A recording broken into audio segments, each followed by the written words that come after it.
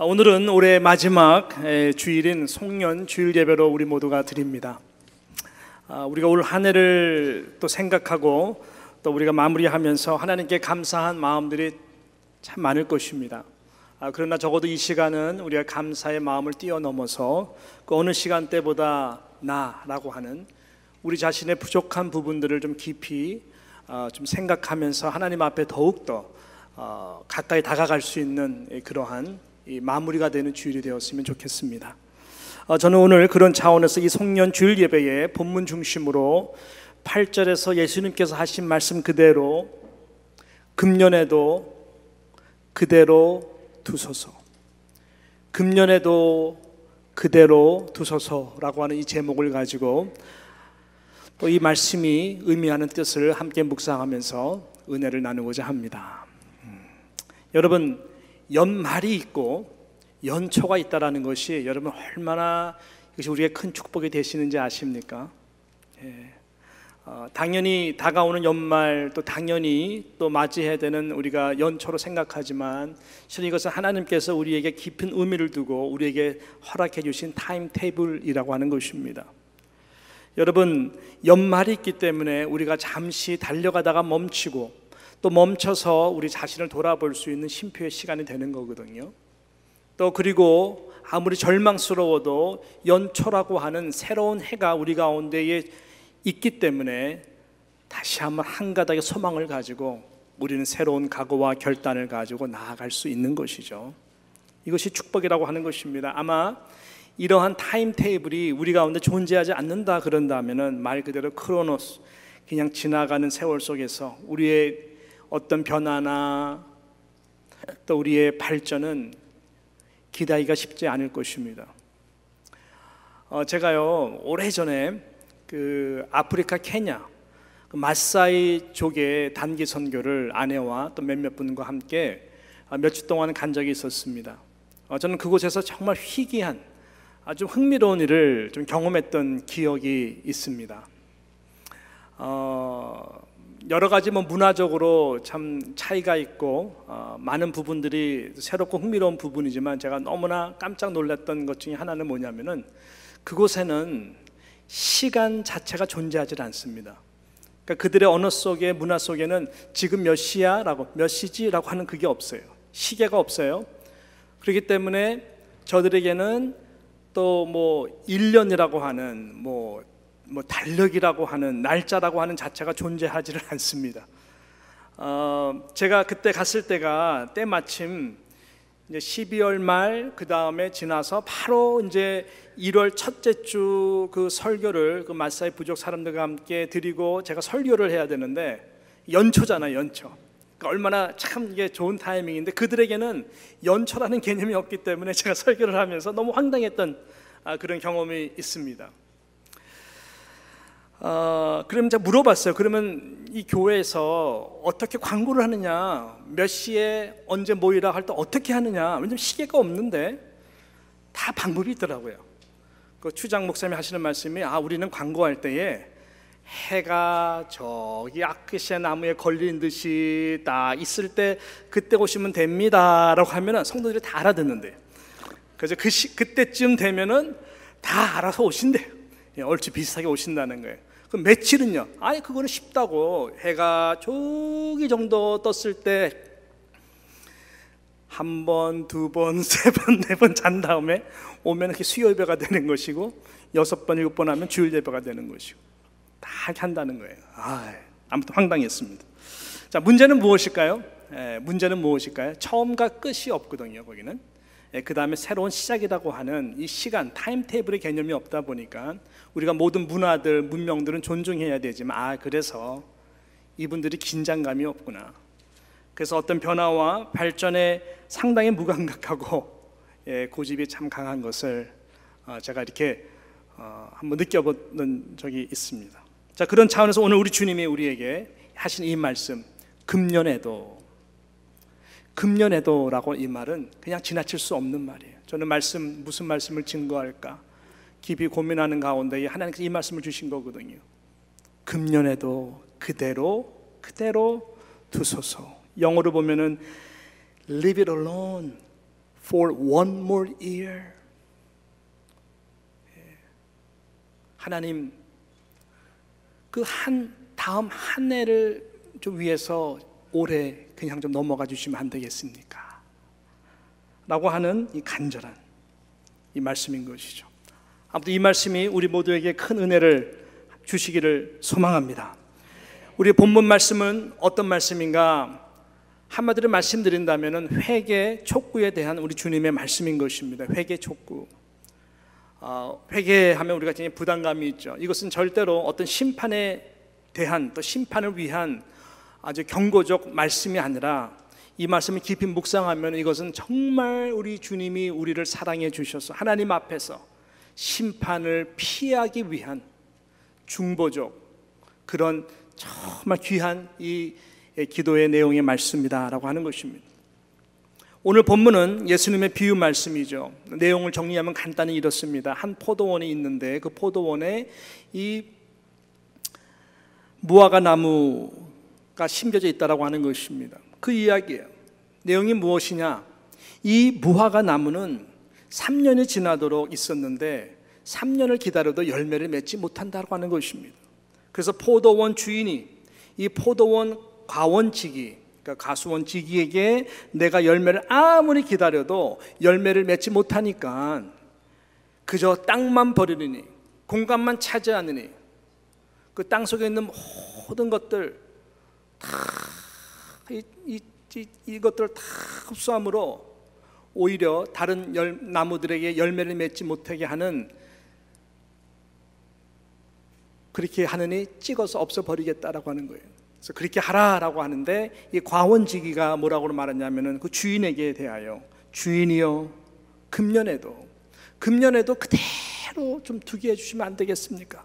그대로 두게 해주십시오. 대신 내가 두릅하고 기름을 주고 어떻게 해서든지 이 나무가, 이 무화과 나무가 열매를 맺을 수 있도록 제가 최선을 다하겠습니다. 은혜를 베풀어 주십시오 라고 하는 이 내용이 바로 오늘 본문 중심의 내용이라고 하는 것입니다. 여러분, 여기서 말하는 포도원 주인은 누구를 말할까요? 하나님 아버지입니다. 그 다음에 포도원 이 과원지기는 누구죠? 예수님 자신을 말하는 것입니다. 그렇다면 이 무화과 나무는 누구를 말하는 것일까요? 열매를 맺지 못한 이 무화과 나무는 회개 열매를 맺지 못하고 있는 이스라엘 백성들을 말하는 것입니다. 하나님의 택함을 입었다고, 그 자신들이 의롭다고 생각하는, 회개가 필요 없다고 생각하는 이스라엘 백성들, 특별히 영적 리더들을 말하는 것입니다. 오늘 6절에 보게 되면 여러분, 포도원 주인 되신 우리 하나님 아버지가 이 무화과 나무에게 갖는 간절한 마음, 이 간절한 마음과 열망이 잘 표현되고 있음을 우리는 발견하게 됩니다. 자, 우리 6절 말씀인데 우리 같이 한번 힘있게 읽어보도록 하겠습니다. 시작. 이에 비유로 말씀하시되 한 사람이 포도원에 무화과 나무를 심은 것이 있더니 와서 그 열매를 구하였으나 얻지 못한지라. 와서 그 열매를 구하였다고 하는 것이죠. 3년 동안 열매를 기다렸는데 보니까 열매를 맺지 못하더라고 하는 것입니다. 우리 하나님 아버지의 마음이 바로 이 마음입니다. 저와 여러분을 하여금 열매를 맺기를 원하시는 간절한 하나님의 마음이 바로 이 말씀 속에 담겨져 있는 것이죠. 여러분, 회개라고 하는 이 단어, 이 회개에 해당되는 히브리어 이 단어가 나함이라고 하는 이 단어를 쓰고요. 그 다음에 이 헬라어를 보게 되면 이 회개라고 하는 단어를 메타노에오라고 하는 이 단어를 사용합니다. 나함이나 메타노에오나 이 갖는, 이 양자가 모두가 갖는 뜻은 이러한 것들입니다. 주석을 보니까 지나간 일을 돌이켜보다, 마음을 바꾸다, 잘못을 빌다, 하나님께로 다시 향하다 라고 하는 이러한 의미, 이러한 뜻이 있습니다. 즉 다시 정리해서 말씀드린다면 지난 날들을 돌이켜보아서 그 무엇보다 그 가운데 자신의 잘못을 깨닫고 회개함으로 하나님의 뜻에 맞추어진 새로운 삶으로 돌이킨다. 지난 날들을 돌이키는 모든 목적이 하나님의 뜻에 맞추어 새로운 삶을 위하여 돌이키기 위한 것이 방향 전환입니다. 그 가운데 중요한 것은 무엇보다 나의 잘못, 일어난 모든 일들이 개인적으로나 공적으로나 모든 것을 볼 때에 이것이 나의 잘못이다. 다니엘의 기도와 같이 하나님의 정말 민감한 성령의 사람들은 그냥 일어나는 일이 없죠. 모든 일도 하나님 나의 탓입니다. 그래서 기도하는 자세인 것이죠. 지난 날들을 돌이켜보아 그 무엇보다 자신의 잘못을 깨닫는 것, 이거 쉽지 않습니다. 쉽지 않을 뿐더러 무지합니다. 특별히 하나님의 사람들은 더더욱 이런 부분에서 굉장히 일어나기 힘든 일입니다. 지난 날들의 일에 있어서 내가 의로운 사람이라고 생각하죠. 상처받은 사람이라 생각하죠. 회개할 필요가 있는 사람이 아니라고 모두가 다 생각하기 때문에 그런 것입니다. 그런 생각에 빠져 은근히, 그리고 가장 교만할 수 있는 사람이 우리 뉴욕 장로교에서는 누구일까요? 영적 리더인 저입니다. 여러분의 담임 목사가 은근히 그런 죄에 빠질 확률이 참 많습니다. 그리고 우리 부교육자들입니다. 영적 지도자들입니다. 뭐냐면 제일 큰 소리로 의로운 소리를 하는 자들이기 때문에 그렇습니다. 제가 말씀을 좀 증거하는 이 시간도 물론 하나님께서 저를 세워주셔서 제가 말씀을 전한 영적 권한을 가지고, 영적 어소리티를 가지고 하나님의 말씀을 증거하지만, 증거하는 이 시간에도 교회의 문제, 개인의 문제, 모든 부분들을 말씀에 비추어 날카롭게 아무리 해석해낸들 정작 저 자신에 대해서 돌아보지 못한다면 가장 영적으로 교만한 죄인 것이죠. 제가 이 말씀을 드리는 이유는 오늘 메시지가 바로 그거예요. 오늘 메시지가 이 말씀을 전하는 제가 겸허히 들어야 할 장본인이 왜냐, 이 본문의 뒷배경이 바로 그것을 말하고 있기 때문에 그런 것입니다. 오늘 본문의 뒷배경은 오늘 본문이 있기 위해서 있는 뒷배경의 말씀입니다. 우리가 보지 않았지만 1절부터 5절까지의 내용이 바로 예수님이 왜 이 무화과 나무의 비유를 드느냐, 다 연결된 말씀이기 때문에 그렇습니다.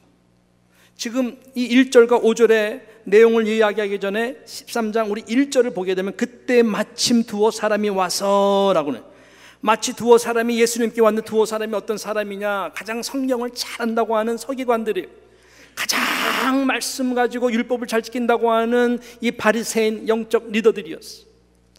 그 사람들이 일어난 사건, 두 가지 사건을 얘기하는데 그 두 가지 사건을 놓고 예수님 앞에 나와서 저들의 죄 때문에 저런 심판을 받는다고 하는 의기양양한 저희들의 모습을 다 간파하시고 예수님이 오늘 6절부터 9절까지 이 말씀을 지금 들이대는 거예요. 그러니까 이 무화과 나무 열매 맺지 못하는 이 비참함은 다른 것이 아니라 바로 이런 영적 리더들의 문제인 것을 지적하는 거예요. 두 가지 사건이 무엇일까요?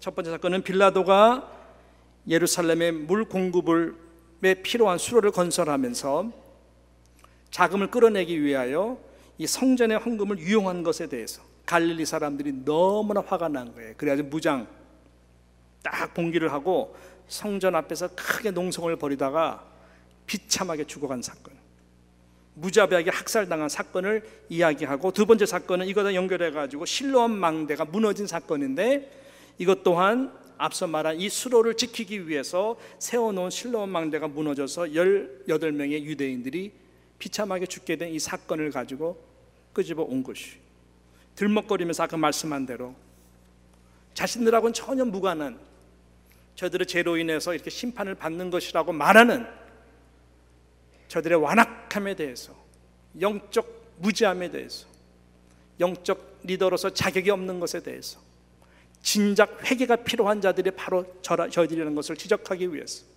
또 앞으로 일어날 AD 70의 예루살렘 멸망의 대심판을 앞에 두고 예수님께서 지금 저들에게 정신 바짝 차리라고 이야기하는 것입니다. 이것은 여러분 경고의 말씀이 아니라 이 말씀의 가장 핵심적인 하나님에게 말하는, 하나님 금년에도 그대로 두소서. Let it be alone. 1년만 더 참으시면 안 되겠습니까? 내가 어떻게 해서라도 이들로 하여금 회개에 하나님 열매를 맺을 수 있도록 최선을 다하겠습니다. 주님, 하나님 은혜를 베풀어 주십시오라고 하는 간절한 저 영혼들을 사랑하는 마음이 이 가운데 있다라고 하는 것입니다. 여러분, 금년에도 그대로 두소서라고 하는 주님의 이 말씀의 깊이를 좀 헤아릴 수 있겠습니까? Next year, one more year이라고 하는 예수님의 이 말씀 가운데에 여러분 그 깊이를 알 수 있겠습니까? 무슨 말이에요? 내년도라고 하는 타임테이블은 예수님에게서 어떤 시간일까요? 십자가에서 죽는 사건이에요. 예수님에게 있어서는 내년도라고 하는 시간은 저들의 이 무지한 죄와 전혀 연관이 없는 것이 아니라 저희들이 생각하는 그 사건들에 대해서 생각하는 그런 마인드로서 말씀하시는 것이 아니라 너희들의 죄, 저들이 죄를 짓지만 저들이 어떠한 죄인지를 알지 못하는, 저들이 죄를 짓지만 무슨 죄인지 알지 못하는 저들을 위해서 예수님께서 모든 죄를 담당하셔서 진정한 회개의 열매를 맺을 수 있도록 예수님 자신이 십자가에서 갈기갈기 찢어 죽고 피를 흘리고 몸을 다 내어주신 그 사건이 바로 내년에 있을 것인데, 다 책임지겠다고 하는 이러한 예수님의 사랑의 마음, 우리들을 위해서 죽겠다고 하는 그 마음이 이 가운데 있는 것입니다. 너무나 은혜가 되더라고요. 너무나 은혜가 돼요. 저와 여러분은 뭐 작년이나 시간 빨리 지나가는구나, 연초가 엊그제 같은데 또 올 한 해가 지나가는구나, 이렇게 송년 예배 드리는구나, 또 2020년 오는구나, 내년 희년이네, 좋은 일이 많았으면 좋겠다 등등 여러 가지 일도 의미 있었으면 좋겠다, 또 내년도 또 연말 되면은 우리가 또 송년 예배를 드리겠고, 이렇게 흘러가는 시간 속에서 그냥 신앙생활 할 수 있는 것이죠. 그렇지만 하나님의 마음, 예수님이 십자가에서 지신 그 마음은 금년에도 그대로 두소서라고 하는 이 말은 그냥 이 모습 그대로 가지고 내년도로 나가지 말라라는 거예요. 그렇게 할 수 있겠죠. 그렇지만 그것 때문에 가슴 아파하는 우리 주님의 심령을 우리가 안다면 다른 사람에게 손가락질하기 전에 내 자신, 내가 맺어야 될 진정한 회개의 열매가 무엇일까? 우리 교회가 아직까지 부흥하지 못하는 이유가 있다면 다른 사람이 아니라 내가 기도가 부족해서, 내가 교만해서, 내가 회개하지 못해서 주님이 이런 것입니다 라고 용감하게 담임 목사를 비롯해가지고 부교육자를 비롯해서 당회원을 비롯해서 모든 대장님들을 비롯해서 모든 권사님, 안수 집사님들 모두가 진정으로 회개할 수 있다면 우리 교회는 부흥합니다. 하나님 이 땅의 교회는 변화됩니다. 많은 열매를 맺게 되어 있습니다. 내가 아무 이름 없는 평신도를 할지라도 마찬가지입니다. 여러분 성도입니다. 여러분 교회입니다. 교회는 다니는 것이 아니에요. 교회는 세우는 것이지. 부족한 부분을 보고 실망하고 떠나기 전에 내가 저 부분을 위해서 내가 썩은 미랄이 되겠다, 주님의 몸된 교회가 세워지는 일을 위해서 내가 이름 없이 빚도 없이 죽으면 죽으리라라고 하는 마음을 가지고 나아갈 때 금년에도 그대로 두소서라고 하는 주님의 그 심령을 저와 여러분은 이해할 수 있을 것입니다. 이 마음으로 나부터 돌아가지 않으면 내년에도 우리는 진정한 회개로 인한 부흥의 열매를 기대할 수가 없다고 하는 것입니다. 이것이 주님이 우리 교회를 향한, 저를 향한, 우리 모두를 향한 하나님이 주시고자 하는 음성인 줄 저는 믿습니다. 그래서 우리가 오늘 이 송년주의를 지나가면서 그냥 지나가지 않았으면 좋겠어요. 제가 서두에 말했잖아요. 감사한 것, 그거보다 더 중요한 것은 다른 사람이 나 자신을 돌아볼 수 있는 그 은혜를 달라고. 여러분, 끝이 좋으면 모든 것이 좋아요.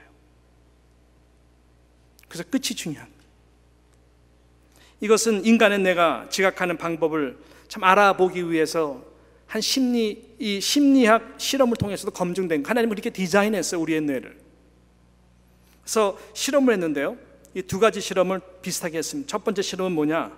자발적으로 이제 시험에 참가한 사람들에게 딱 맨 처음에 미션을 줬는데 4분 정도 아이스 콜드한 그 물이죠, 얼음물 같은 곳에 손을 담가서 4분 동안 버텨보는 것입니다. 얼마나 차갑겠어요. 4분 동안 그리고 끝난 거예요. 두 번째 실험은 뭐냐? 똑같은 그 물이에요. 아이스 콜드한 물에다가 이번에는 4분이 아니라 몇 분? 2배, 8분을 다 견디게 하는 거예요. 그 얼마나 힘들게. 4분도 힘든데 8분을 견딘다는 것은 2배잖아요. 얼마나 힘들겠어요. 근데 차이가 뭐냐? 8분이 딱 끝난 다음에 2분 정도 뜨겁고 따뜻한 물을 넣어서 그 손에다가 넣어서 손을 풀게 하는 실험이었어요.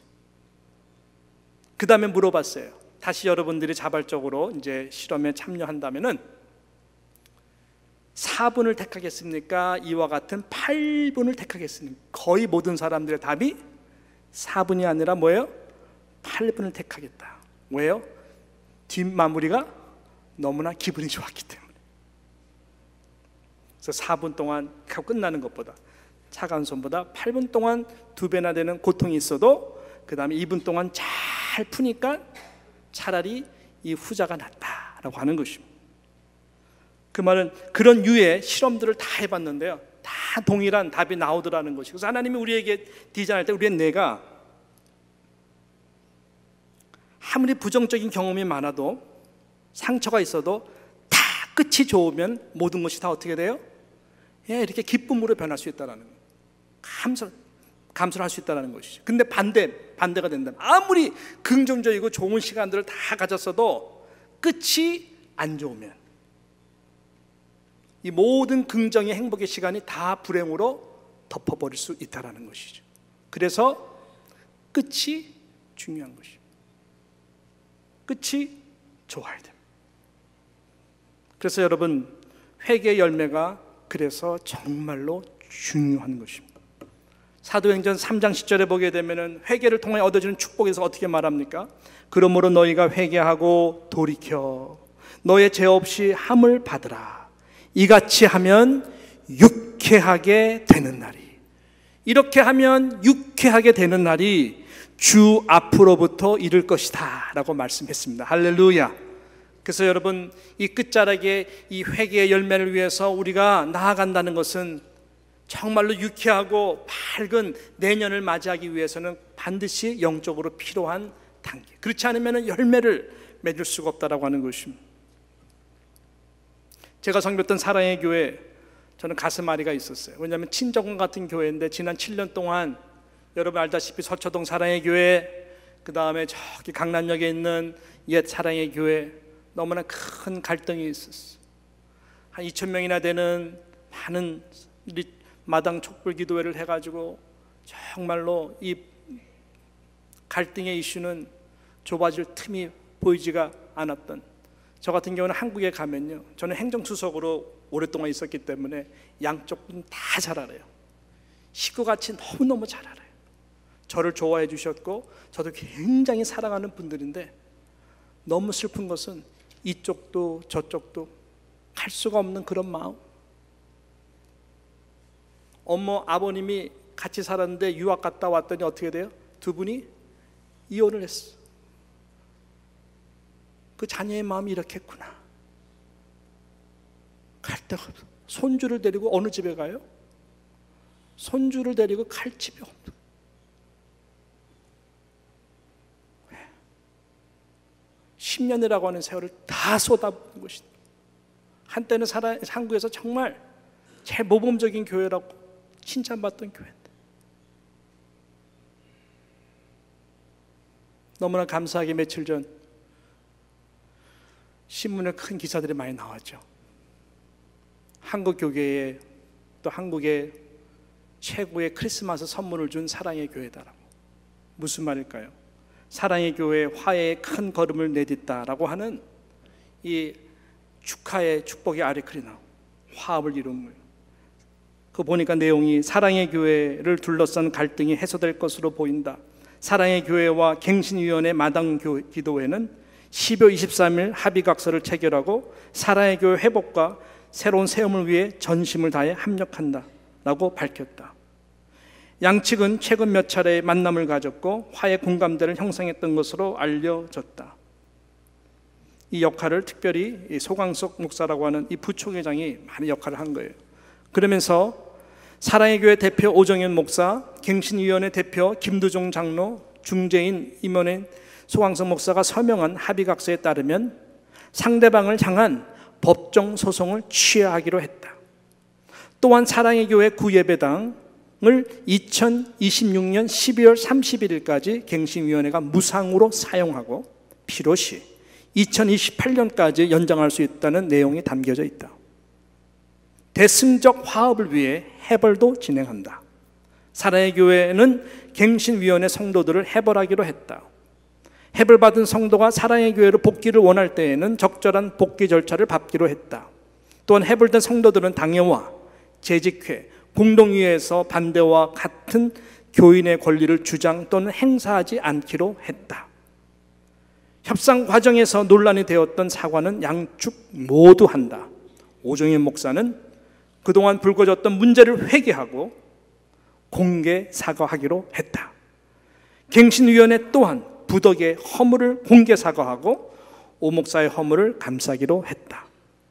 합의각서에는 이 밖에 구예배당 공동사용, 법원으로부터 부과받은 간접 강제금 관련도 포함했다.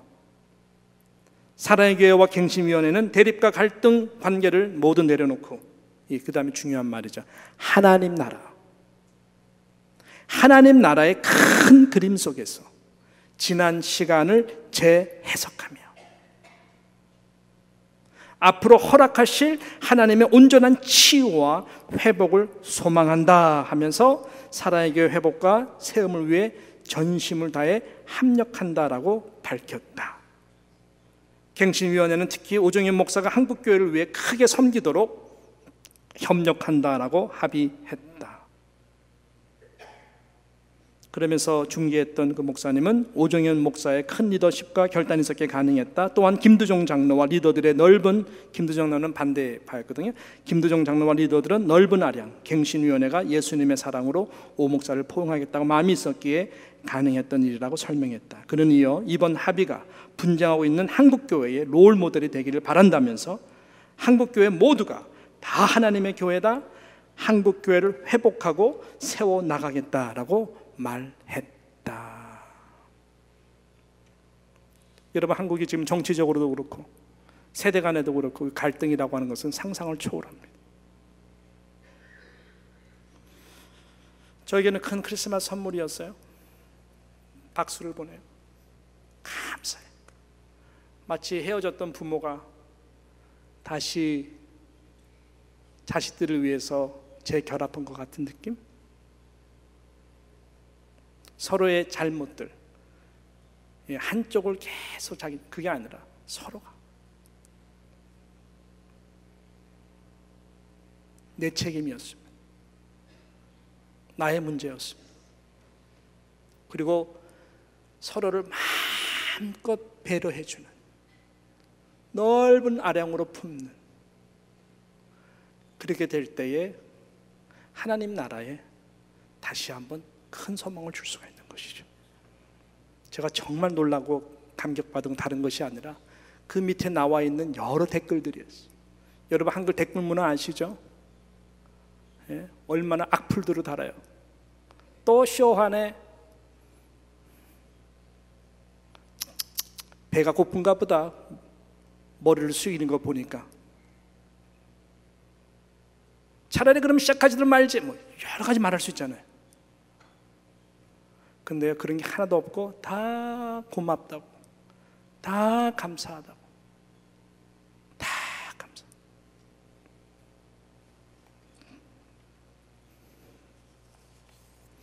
7년 만에 주신 하나님의 선물이었어요. 저는 이 은혜가 이 땅에 상처로 빚어진 바로 당신 때문이야 라고 생각하는 모든 성도들에게, 부모가 자식에게, 또 자식은 부모에게, 남편은 아내에게, 아내는 남편에게 당신 때문이야. 야, 너희들 때문이야. 너희들 날 존경하지 않잖아. 그런 게 아니라 나 때문이야 얘들아. 이러한 마음으로 진정한, 아무 죄가 없으면서도 내년에 십자가에서 정말로 화목의 회개의 열매를 맺도록 하기 위해서 십자가에 달려 죽으시기로 작정하시고 이 말씀을 하나님 앞에 하신 예수 그리스도의 마음으로 우리 모두가 돌아가서 하나님이 정말로 원하신 단 한 가지 합당한 회개의 열매, 새로운 하나됨의 출발이 여러분의 가정과 우리 교회와 이 땅의 모든 교회와 세계 여러 교회 가운데에 충만하게 임하기를 주님의 이름으로 소원하는 것입니다. 이 은혜가 우리 가운데에 흘러넘칠 수 있도록 우리 모두가 마음을 열고 겸허히 이 말씀 앞에 금년에 그대로 두소서라고 하는 이 말씀이 우리의 심령 가운데에 울려 퍼질 수 있기를 주님의 이름으로 축원하는 것입니다. 할렐루야.